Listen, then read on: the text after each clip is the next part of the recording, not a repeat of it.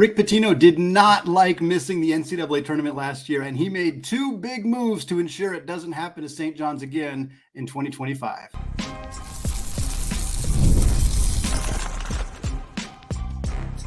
You are Locked On College Basketball, part of the Locked On Podcast Network. Your team every day. What's up, folks? Happy Wednesday, and welcome into the Locked On College Basketball Podcast, a daily national college hoop show, part of the Locked On Podcast Network, your team every day.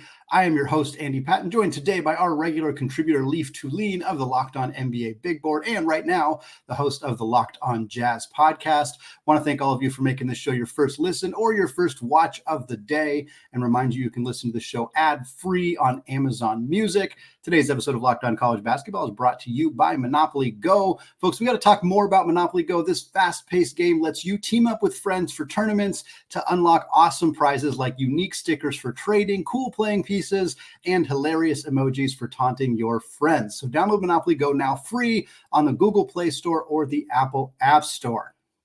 Well, Leaf and I are going to talk St. John's and the two big guard additions for Rick Pitino's team. We're also going to talk about Virginia and a trio of transfer portal additions that Tony Bennett's team has made. We're going to stick with the Virginia train and close out the show with our first NBA draft profile of the season, talking about Virginia wing Ryan Dunn. But Leaf, let's start in the Big East Conference, where rumors had swirled pretty much from the minute Kadary Richmond from Seton Hall entered the transfer portal that he was potentially going to end up at St. John's. He's a Brooklyn native. He started his career at Syracuse. It felt like he wasn't going to go too far from the New England area. That ends up being the case. Richmond to St. John's. We'll talk about Deivon Smith from Utah going to St. John's as well. But I want to start with Richmond, who many felt at the time was the prize of the transfer portal. As soon as he committed, a lot of places, I know Evan Miyakawa's website had him as the top-ranked player in the portal, averaged about 16.7 boards and 5 assists last year for Seton Hall. A big, physical, versatile guard. He can do a little bit of everything. What do you like about him switching from Shaheen Holloway's system and going to join Rick Pitino at St. John's? How do you think that's going to work for him? Well, I actually really like it. St. John's plays quickly. Like Rick Pitino, if you look at his best teams ever, and I'm not saying St. John's was or will be, but they typically have defensively oriented guards who get out and run. Like Russ Smith was a great offensive player, but Peyton Siva and all those guys really pressure the ball. A lot of his teams were pressure-based with one kind of like heady captain of the ship point guard. Well, this team, Deivon Smith and Kadary Richmond are going to pressure the ball. They're going to hound it. They're going to get out and run. And I think that's really conducive to both their games. I think Kadary Richmond at Seton Hall had to deal with a lot of bodies on a regular basis, attacking from the top of the key with not a very good shooting team, and he'd just have to slice and dice his way in, and it kind of wore him down. He was still a first-team All-Big East guy, and the rest of those first-team All-Big East players were really, really good. And there were some notable omissions, and you're like, wow, that guy was really good. And I think he's even going to be better. I think he'll probably be first team All Big East again. One of those two guards will be. And it just depends which one of them has the ball in their hands more frequently, because neither are shooters. Neither can shoot really much at all. But I think both are going to get in passing lanes, get out and run, and be able to attack the rim. And this will be a more Pitino brand, pick you up and pressure. They'll be laterally quick and not laterally slow, unlike last year. And I wonder how they fill out the front court of the roster. I still think there's work to be done on that side, but I think St. John's is on the rise. Yeah, and I think you nailed it with talking about like the defensive physical guards who also get out and run. Like that's what Pitino likes. And if you had to pick guards who were in the portal who fit that bill, like there are not a lot of options that would be ahead of Richmond and Smith. Like these two guys really fit that. And I think the comparisons to, those Louisville backcourts from a decade or so ago definitely makes some sense. And I think, Smith, he averaged over 7 assists per game last year at Utah. He's a very good facilitator, but you also touched on what I think might be the concern for this particular backcourt. And we'll get into the front court and the lack of depth there in a second. But from a backcourt perspective, there's just not a lot of shooting. Smith was a 40% three-point shooter last year, but it was on a pretty low volume. And Richmond's never been a great three-point shooter. And in an era where three-point shooting is kind of at a premium. It's one of the most valuable things. I mean, we saw Kobe Brea's list of suitors was like the biggest blue bloods on the country because teams want shooters. And Pitino's kind of going in a different direction. And, but between these two guys and Lewis and then kind of the rest of the group that they have, it's not a particularly great 3-point shooting team. Do you think that's going to be problematic? Do you think there's maybe guys who are going to take a leap as outside shooters? Or do you think because Pitino likes to get out and go, they're going to do a lot of scoring in transition, they're going to be good defensively, that maybe the lack of 3-point shooting in the guard room isn't going to be as much of a concern as it might be on other teams?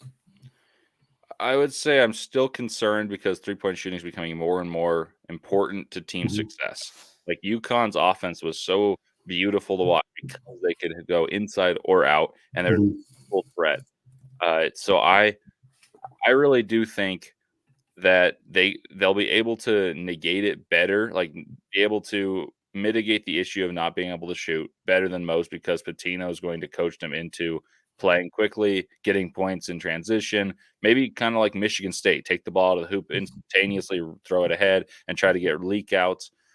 So I think they can mitigate the issue, but I do think it becomes an issue in league play where teams are scouted to know what you prefer, what your tendencies are, and so it's just harder to score in that kind of sense of, okay, we're going to get cheap baskets, really quick ones. So I think they need to get someone who can really space the floor because as it stands right now, there's no one that I think I'm like, oh, like we can't leave that guy. Like there's no one on the roster that actually frightens me shooting threes.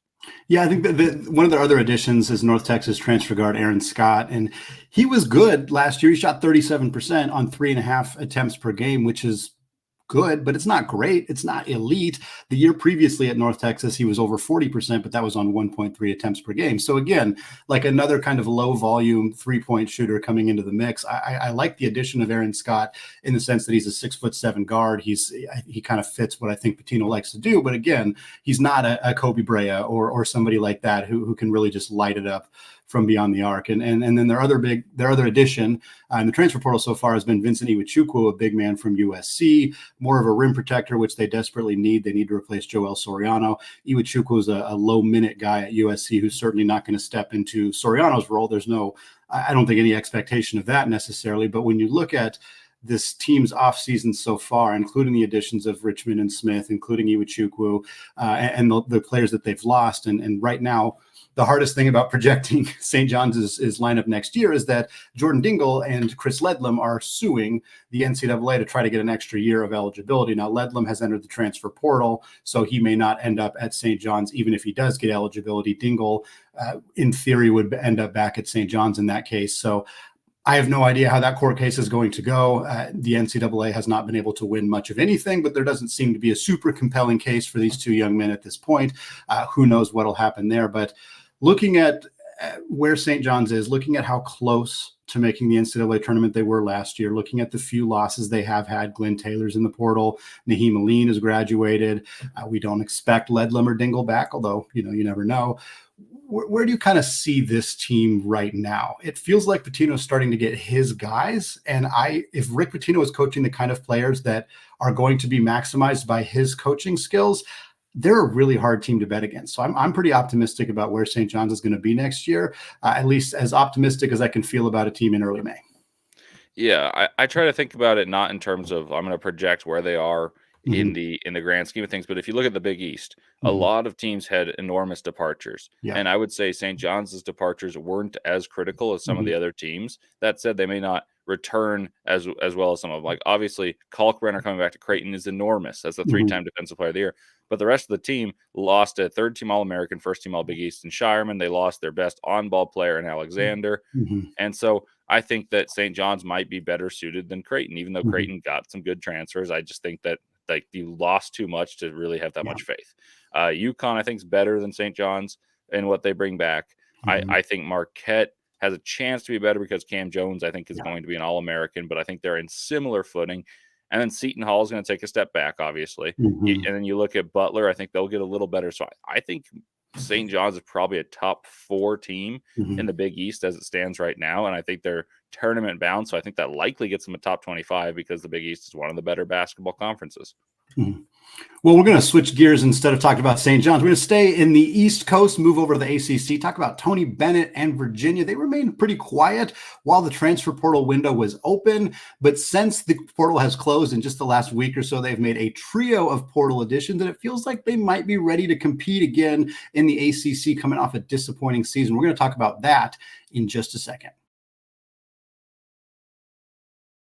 Right after I tell you that today's episode of Locked On College Basketball is brought to you by eBay Motors. Folks, passion, drive, patience, that's the winning formula for winning championships, and it's also what helps keep your ride or die alive.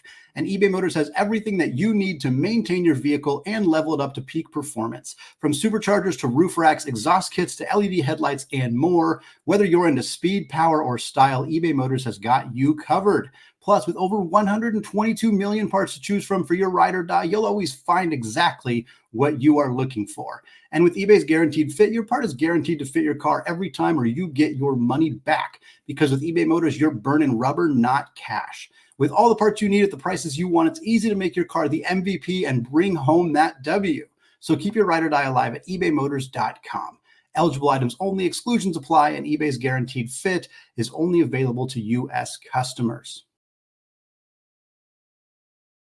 All right, Leaf, moving over to the ACC, want to talk about Tony Bennett and the Virginia Cavaliers. They pretty quiet to start out the transfer portal season. We knew they were losing Reese Beekman. We knew they were losing Ryan Dunn. Jacob Groves was out of eligibility, so they had some holes to fill. This was a team that obviously didn't meet the expectations last year, struggled a little bit in conference play, really ended the season on a sour note with an incredibly disappointing performance in the play-in game for the NCAA tournament. And then this last week, they've made a trio of additions. Florida State guard Jalen Warley, San Diego State forward Elijah Saunders, and big man TJ Power coming over from Duke. Leaf, let's start in the backcourt. I want to talk about Jalen Warley. He's coming over from the Knolls.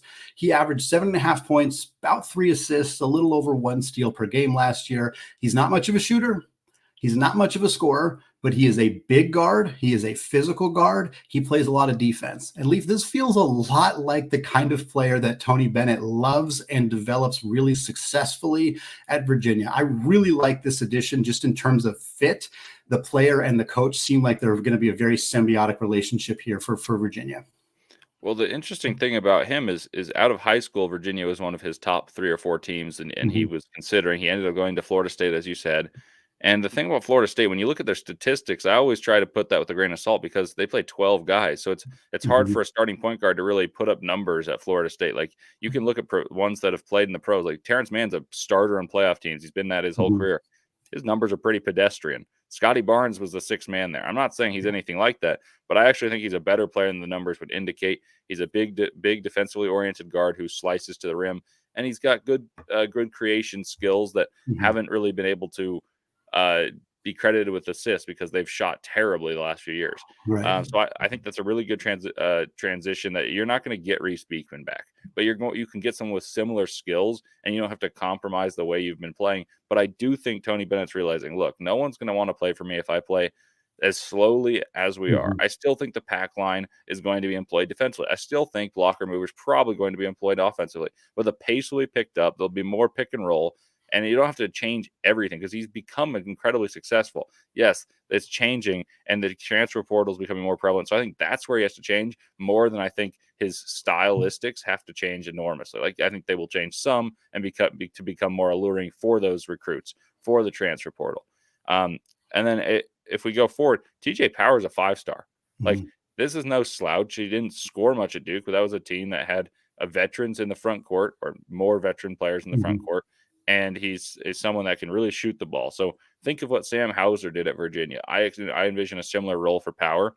I think Buchanan is going to really develop in his sophomore year. He was a true freshman last year. And then I'm actually really excited to see what Elijah Saunders does because he's someone that I saw at San Diego State while watching the Mountain West tournament. And I'd seen him a couple times before, but I kind of was like, oh, whatever. Well, this he's a rugged guy who can actually step out and shoot the ball. And I think he can play the 3 or the 4. And you might be able to put out a lineup that's huge. And Jalen Warley, Isaac McNeely, Elijah Saunders, TJ Power, Blake Buchanan. And I would think that's actually going to be really conducive for success in the ACC. And they're also among the favorites to land Trent Perry, who was a USC commit. And I don't know how much he helps in the immediate future, but I think Tony Bennett's brand is getting a revitalization, and that's really important in today's basketball. You have to appear well on the outside to actually be doing well and on the inside. I want to talk about TJ Power a little bit more. A guy who, like you said, 5-star pedigree, obviously started his career at Duke, was a highly sought after prospect, didn't play much at Duke because of Kyle Filipowski and Ryan Young and Mark Mitchell and Sean Stewart. There's just a lot of depth there. We saw a lot of those kind of depth options for Duke hit the transfer portal this offseason because Duke's bringing in a bunch of 5-star talents in the freshmen, and these guys don't want to just continue to be buried on the bench. Power comes to Virginia, recruited him out of high school. Certainly seems like he's going to have more room to operate and be more of a regular rotation player for Virginia. But do you think, I look at him, I look at Blake Buchanan, and I see some similarities. I'm not sure if they're different enough that they can play like a lot of minutes together. And then with Power in particular, we haven't seen enough of him to exactly know what the defensive profile is, but Tony Bennett doesn't typically go after guys who didn't play a lot of defense, and we didn't see a ton of defense from Power at Duke. Again, the sample size is really too small to kind of get a whole lot of intel out of, but do you see like more defensive upside for Power, or do you see this as like, hey, we're just going to acquire talent, we're going to acquire a kid who has a lot of upside, and we're going to see if we can kind of unlock some of that, and if the defense is never really there, the defense is never really there. We got enough other guys on the team to kind of make up for that. I think if you look at the best Virginia teams they've had some players that weren't necessarily great defenders. They become better defenders after copious amounts of drills working on the pack line. I think the pack line actually protects some defenders that wouldn't be as great in terms of like a pressure man situation. But I mean, the best teams over time, like Sam Hauser was on a 1 seed in the ACC, and he wasn't a good defender. Coming out of Marquette, he got better at Virginia, and he really thrived. And now he's a rotation player on the Celtics. He's the guy that Power reminds me the most of in terms of how he'll play. But even if you go back further, I mean, my favorite player that they've had at Virginia ever is Kyle Guy. I don't think he was a great defender, but boy, could he shoot. McNeely's kind of the same way.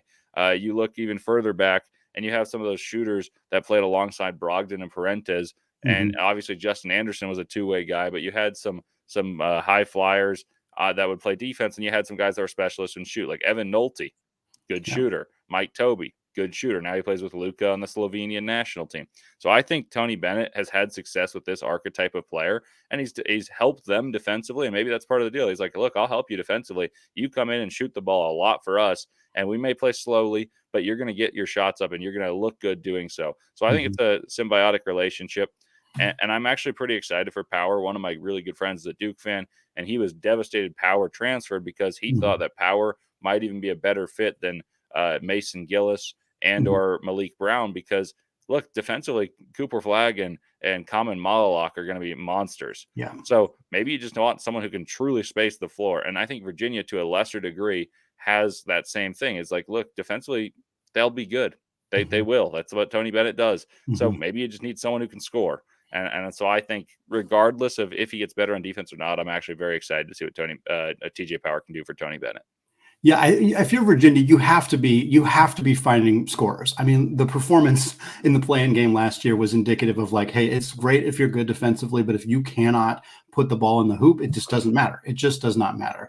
And now you're looking at a team that brings in a more offensive focused player in TJ Power. They bring in a guard in Warley who maybe wasn't a great scorer, but like you said, the minutes distribution at Florida State can kind of curb some of those numbers. I'm not sure Saunders is a super elite scorer either, although he was decently efficient in kind of a not super ball dominant role. But you're also losing guys like Reese Beekman and, of course, Ryan Dunn, who himself was not a scorer. We'll talk about him later in the show, but and Jacob Groves, who was kind of your floor spacer. I guess the ultimate question is, you're looking at an ACC where Clemson's down after losing PJ Hall. Miami's down, even though they were bad last year. They've also lost Poplar and Norchad O'Meara.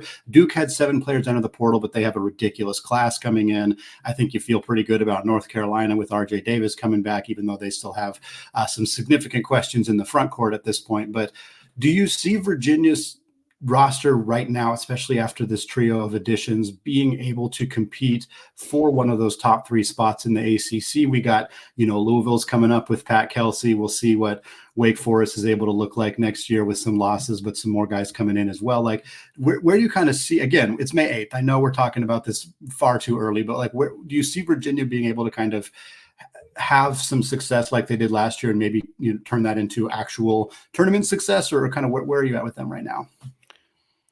I think tournament success really depends on how they do down the road, and I also don't think this style of play is going to be great in the tournament anymore. But I do think Virginia is a top 3 team in the ACC based off roster right now, health permitting, obviously. And they lose Beekman, who is the ACC Defensive Player of the Year, and then they lose the actual best defensive player in the ACC in Dunn. But offensively, they needed it so much more than they need those two defensively. And so I think if TJ Power can take that step and be someone who scores 14 points a game, Warley scores 9, something like that, and the other players like McNeely's still one of the best shooters in the country. Buchanan takes steps, and then Saunders and potentially Perry and some of these guys that you get off the bench improve. I think Tony Bennett can coach you to a 3rd place in the ACC. I don't think anyone's surpassing Duke or Carolina. I think Louisville's probably a year or two away from being in that top upper echelon of the ACC. I don't think Stanford or Cal, that some of the new additions are really competing, though I do think both programs are heading in the right direction. And then I would say, like, Florida State just doesn't have it right now. Wake Forest has talent, but they just lost the ACC first team player and Hasalis. And so I don't know how they score, along with losing Carr to Kentucky. So I really think the top 3 teams are the teams that's been the last couple of years. It's going to be Carolina and Duke 1 and 2, however you want to spin that one. And then Virginia distant 3rd in this year. Well, you mentioned Ryan Dunn being the actual best defensive player in the ACC. And Leaf, that's the direction I want to go now. We're going to start what is going to end up being a weekly NBA draft profile, talking about players who have declared for the NBA draft, what we're thinking their strengths are, their weaknesses are, the best team fits for them, all that good stuff. We're going to start with Ryan Dunn from Virginia, coming up in just a second. Right after I tell you that today's episode is brought to you by Monopoly Go. Folks, we got to pause here to talk more about Monopoly Go. I know you're saying, flag on the play, you already talked about Monopoly Go, but there is just so much good stuff in this game. In Monopoly Go, you can team up with friends for timed tournaments where you work together to build up each other's boards. The more you win together, the more awesome prizes you unlock. And there's so much you can get, like unique stickers you can trade with your friends to complete albums for big prizes, cool new playing pieces to travel the boards with, hilarious emojis for taunting your friends when you smash their buildings or heist their vaults. Plus, Monopoly Go feels new and exciting every day with constantly changing tournaments and challenges. A ton include their own unique mini games like digging for treasure or a robot pachinko machine. And there's always new timed events that help you win big, like massive multipliers for everything you win or rent frenzies. There's always something fun to discover in Monopoly Go. So get off the bench and go download it now free on Google Play or the Apple App Store. Game on. Today's episode of Locked On College Basketball is also brought to you by Yahoo Finance. Folks, for many years, I had my own financial spreadsheet. I was trying to track all my various finances. It was so much time, so much energy and effort. I struggled with it significantly, trying to keep up with everything. And I remember wishing that there was somewhere out there that could just do this for me. And then my financial advisor told me he does everything that I was trying to do by simply plugging it all into Yahoo Finance. I gave it a go and loved it, and I've been using it ever since. For more than 25 years, Yahoo Finance has been the brand behind every great investor. Whether you're a seasoned investor or just looking for extra guidance, Yahoo Finance gives you all the tools and data that you need in one place. Securely link your brokerage accounts for a unified view of your wealth, including 401k and other investments. A comprehensive perspective is what sets apart great investors, and it's how Yahoo Finance ensures you have the insight to look at your wealth in its entirety. With a community of over 90 million users every single month, their real strength is helping you on your way to financial success. For comprehensive financial news and analysis, visit the brand behind every great investor, yahoofinance.com, the #1 financial destination, yahoofinance.com.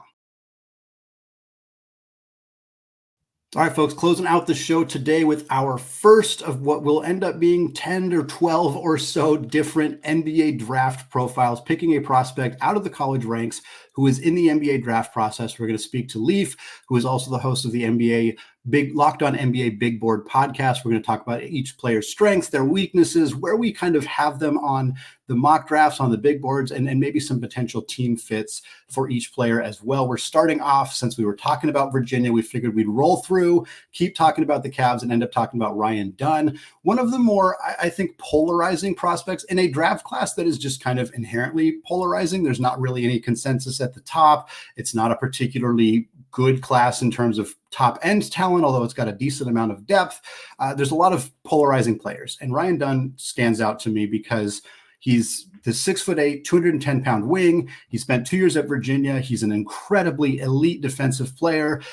His 2.3 blocks per game, 1.3 steals per game. From an efficiency perspective as a defensive player, his numbers were some of the best that we've ever seen. I mean, he is a incredibly dominant wing defender, but he doesn't score. I mean, he just doesn't score the basketball. And so you're looking at a guy who, when you project him at the next level, it's kind of hard to see how that's going to shake out. They say defense wins championships. Leaf, where are you at, just kind of broadly, and we'll get into a bit of the specifics, with Ryan Dunn as a draft prospect? I know you've been in on him for a really long time, but kind of now that the dust has settled, where are you at with him?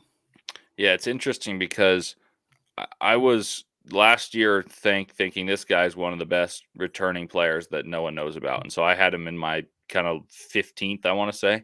And I was like, okay, he's basically a lottery guy. He comes in, has 2 really good statistical games, and people fall in love and they say, wow, this guy's a great defender. And he puts up that production. And so people kept him in the lottery for a while. His numbers tailed off, and he was terrible offensively for the latter part of the season. And so I ended up having him around the end of the first round, maybe early second round. And then I started watching the NBA playoffs.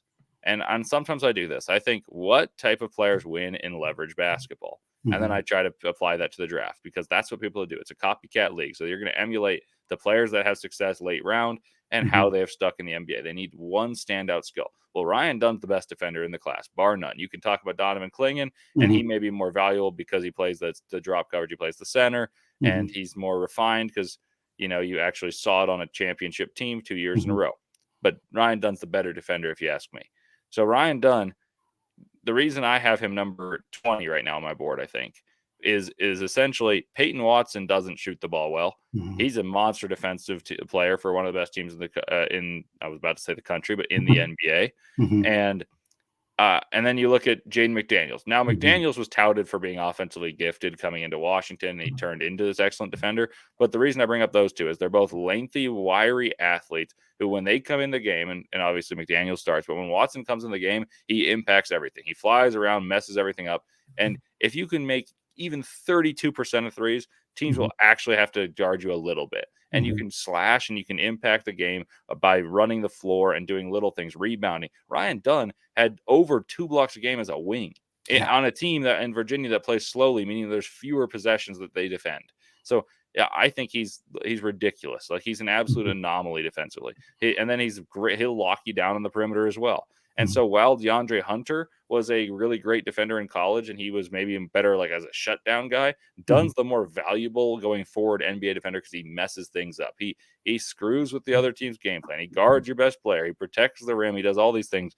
And if you're going to look at skill sets in a class that's deemed starless, and you're just saying, well, this is a skill that one player has, and this player, that might be the very top skill of anyone in the NBA draft. So why would you let that fall out of the first round? That's my premise on him. So I understand the reasons you would consider not, because he shot 20% from 3, mm-hmm. but I would still take him in the first round, probably top 20.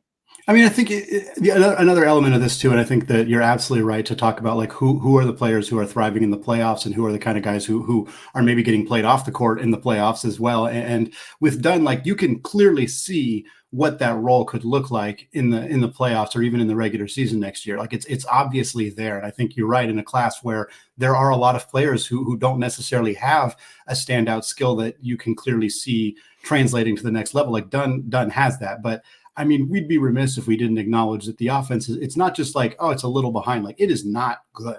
I mean, he's 20% on threes on 1 attempt per game. So he's a low volume shooter and a bad shooter. He's 53% from the free throw line. I mean, I think that sometimes there's a bit of an over reliance on using free throw data to predict 3-point shooting data. But when it's this bad, I mean, that has to be an alarm, a bit of a concern of like, hey, maybe he's a lockdown, shut him down defensive player who's all over the court and just raising hell constantly. But if we're playing 4-on-5 on the other end of the floor, like that has to limit his role a little bit as well.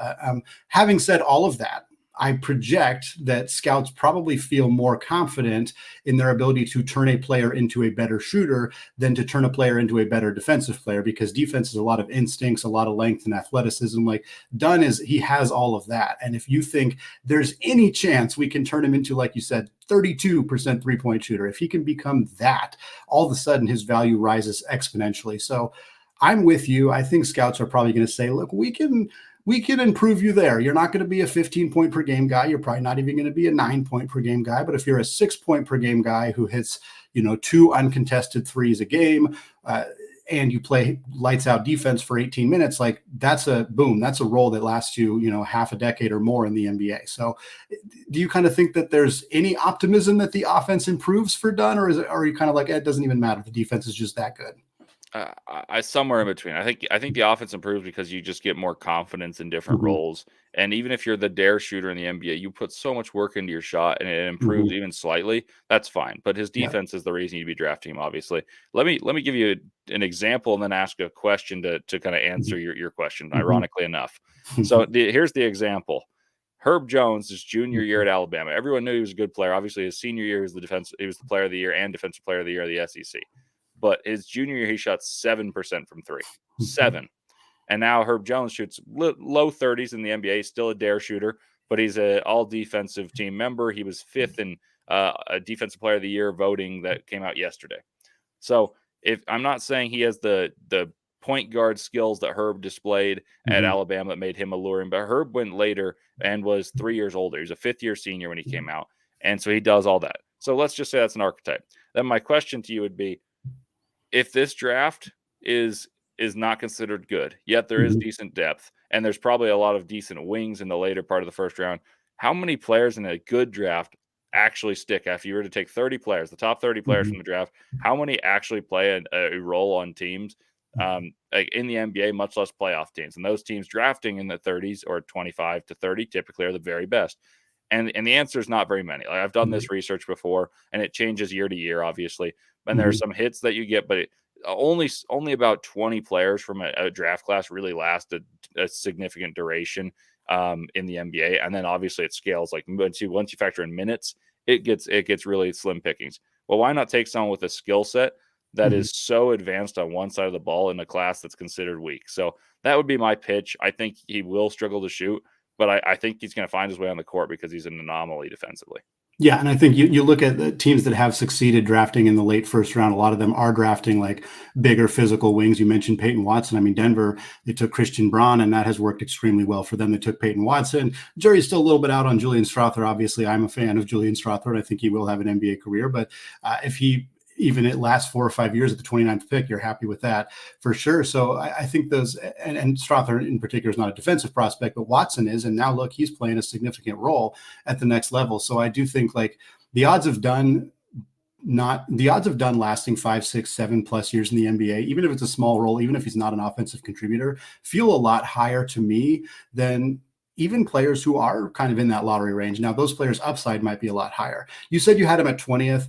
I haven't done a big board specifically, but I've done a few mock drafts where I'm just kind of like trying to do team fits and whatnot. And I usually end up having Dunn get picked somewhere in the like 18 to 25 range. I think a good team that has shooters, that has a dynamic offense that just needs like a wing to come off the bench and wreak havoc defensively feels like the right fit for him. There are a handful of teams where I think that could make sense. But ultimately, the last question to you, Leaf, do you think when the first round is over that Ryan Dunn will have been picked, or do you think he's going to end up sliding into the second round? I know it depends on how the combine goes. We haven't gotten there yet, but what are your thoughts right now? My gut tells me he will be picked because at the NBA combine, no one's going to score on him. And they're going to say, well, shoot, like if that's the case and we're considering picking these guys, why not take the guy who's shutting him down? So my gut would say that. I've been wrong before on that. Like I went to the combine last year, and ironically, another Virginia guy, Reese Beekman, all the guards struggled, and some of them were picked in the first round. And you watched them, and you're like, well, they haven't even dribbled past him. And I'm not even exaggerating. Like he stole the ball, or they just pass it. And he came back to school, and he probably lowered his stock. Honestly, he just didn't have a good season for a bad team. I think Dunn, because of his size, makes it more of an alluring pick, and you can at least excuse it. If it doesn't hit, you're like, well, look, we were just trying to find some like a unique player, and it's not a great draft, so like whatever. Whereas if you take a guard there, it kind of becomes more of a squirrely proposition. It's going to wrap it up for us today here on the Locked On College Basketball Podcast, folks. Thanks for making the show your first listen or your first watch of the day. We'll be back on Thursday, keeping you up to date on any more transfer portal moves that are happening. Get you ready for next week, and of course, get you ready for the NBA Draft Combine and the G League Combine, as those things are coming up here shortly as well. Thanks again for listening, and until next time, as always, peace out.